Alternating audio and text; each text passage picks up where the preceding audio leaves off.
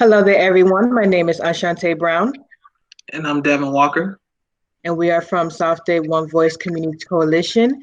And we want to say hello to everybody who is joining us today for National Prevention Week. So, we are being joined by a group of students from the South Miami-Dade County community, and we will be discussing youth and substance use. So, may everybody please introduce yourselves, first name only. Hello, I'm Anthony. Hi, I'm Kelly. I am Joy. Hi, I'm Gabby. I'm Janaya. I'm Terrence. Hello, everyone, and thank you for joining us. So let's start the conversation off with this question. Have you ever been in situations or opportunities where there were drug or alcohol use? How would you think someone would react if they were put in that situation? Myself, been put in that situation before. There's come times where you may have temptations to join in, or you may be peer pressured to act upon the activities that are being done around you.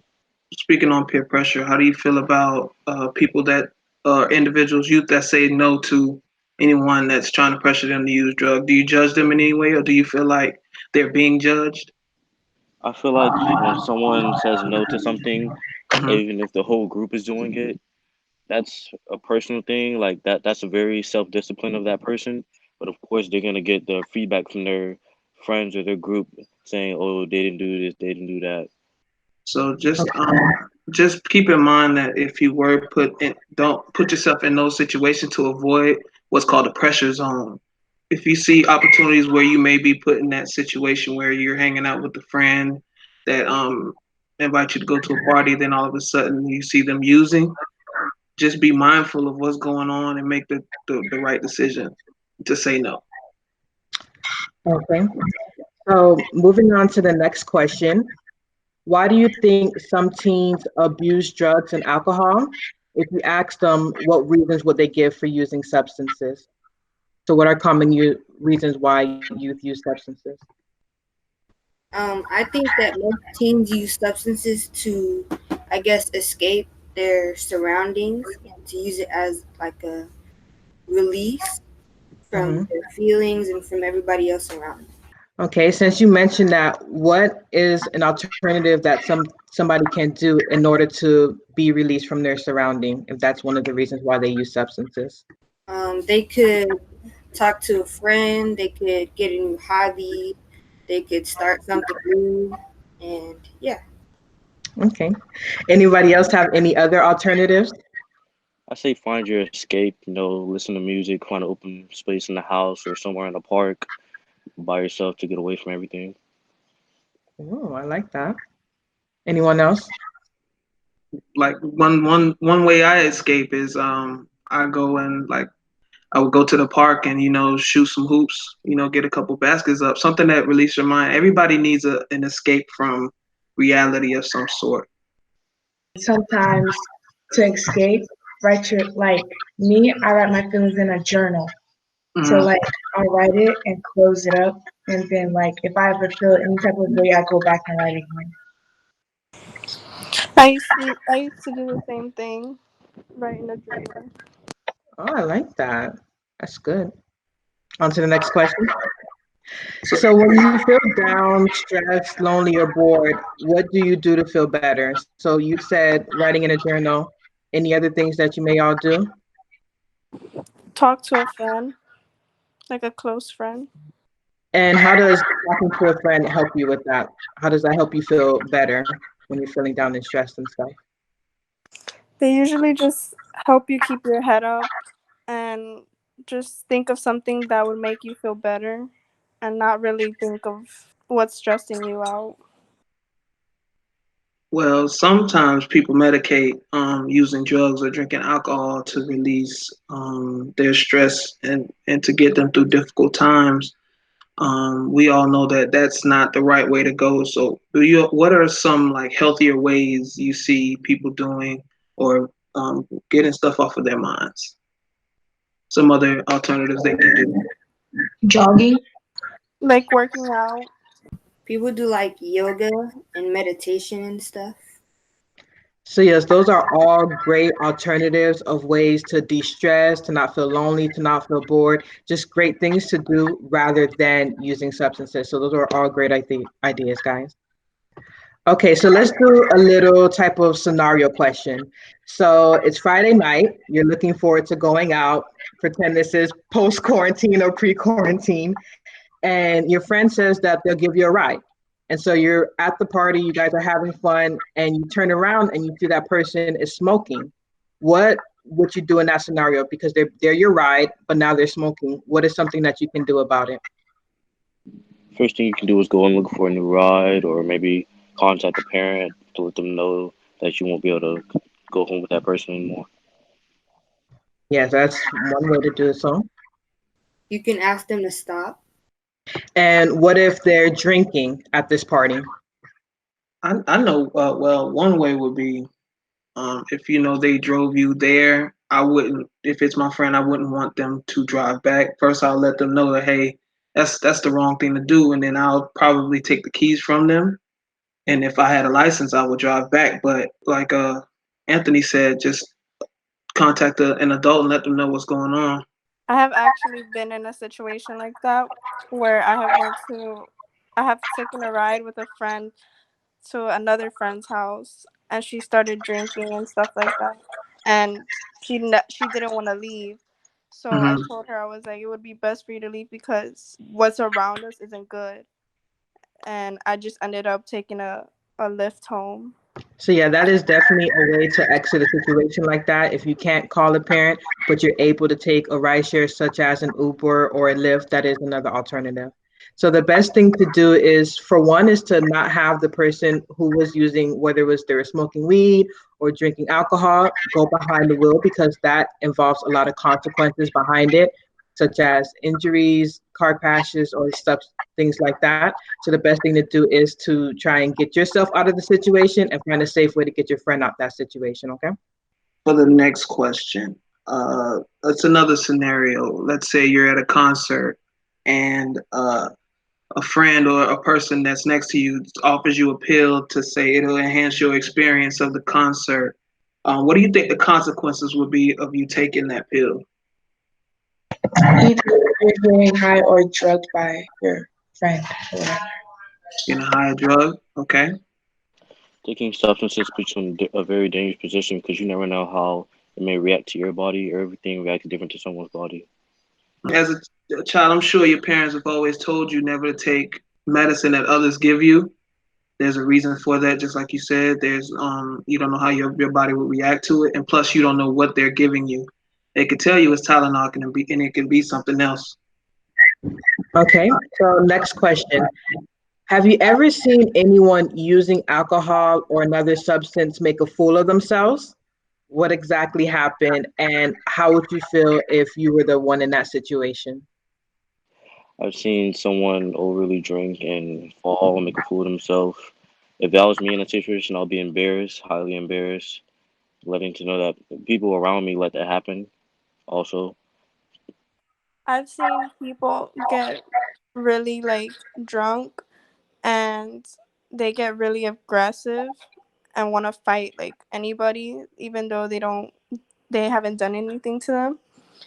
And if that was to happen to me, I would feel like really embarrassed. Hmm. Drugs and alcohol can affect you in many ways. You can become aggressive. What are some other ways that people could react to different drugs or using alcohol? People can have seizures and different kinds of Mhm. reactions to it, get aggressive, emotional, sad, depressed, all different types of things. Do you think just them being emotional or aggressive, do you think that puts them in more danger? Yes, also because they have no control over what they're doing. Uh-huh. For the next question, when do you when do you think people are old enough to make their own decisions about drinking or using drugs? At least 3. Yeah, I would say 21. Yeah, I would say that too, because they're old enough to like make their own decisions and be out in the world and like probably out of college and stuff. So it seems like the general age is 21. Why exactly is it a good idea to wait until that age? in order to make certain decisions or even have the opportunity to drink alcohol, since that is the legal age? At that age, you're well out of high school, either if you graduated or you didn't finish, and you've had some years to really grasp life and see what it has before you go and try to use substances or alcohol.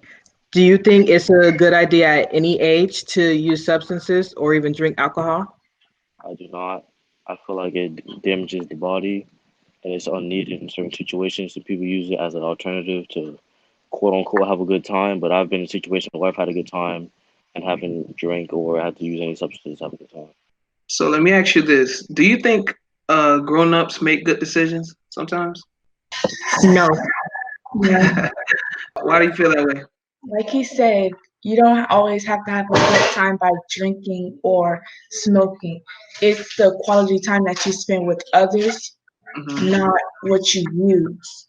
So, for instance, say if a family member goes out, we have fun, and they all of a sudden start drinking and smoking. To be honest, I'm going to think like that's not having a good time if you're Hmm. busy doing that instead of spending quality time with your family. So, if you were in charge of setting the legal age, what would it be? 25 because it will lower the rates of different crimes that come along with people who drink and commit those crimes unknowingly, like DUI, drinking and driving, stuff like that. I think I would lower the age a little bit, maybe like 20, so that people could have the experience and like not make mistakes so early, because I think that with alcohol, the age is 21. So people under 21 try to drink and then they get like they'll try to drive home when they're drunk and not know like the consequences and try to like cover it up from their parents, and like I think that would be like the cause of most like DUIs and stuff like that. They would by the time they're 21, they would be at least grown into the sense that they would probably be living alone or already in college, so they should know the consequences on Hmm. what if like you drink or choose to use a drug. They should know what's gonna happen. So let's go into the next question, which is a scenario question. So imagine that it is 25 years from now, and you have a teenage son or daughter of your own who is the exact same age that you are now. What would you say to him or her about drinking and substance use? I would tell them, I know you're in a situation right now where people around you, where you may be seeing things that have to do, that involve substances or alcohol, but I don't want you to feel like because your friends do it, you have to do it as well. Because that doesn't define who you are and it doesn't make you a better person doing that. If just because you're doing what the crowd is doing, because everything has repercussion. So your actions you choose to do will fall back on you, whether it's now or in the future. I like that one. Anybody else?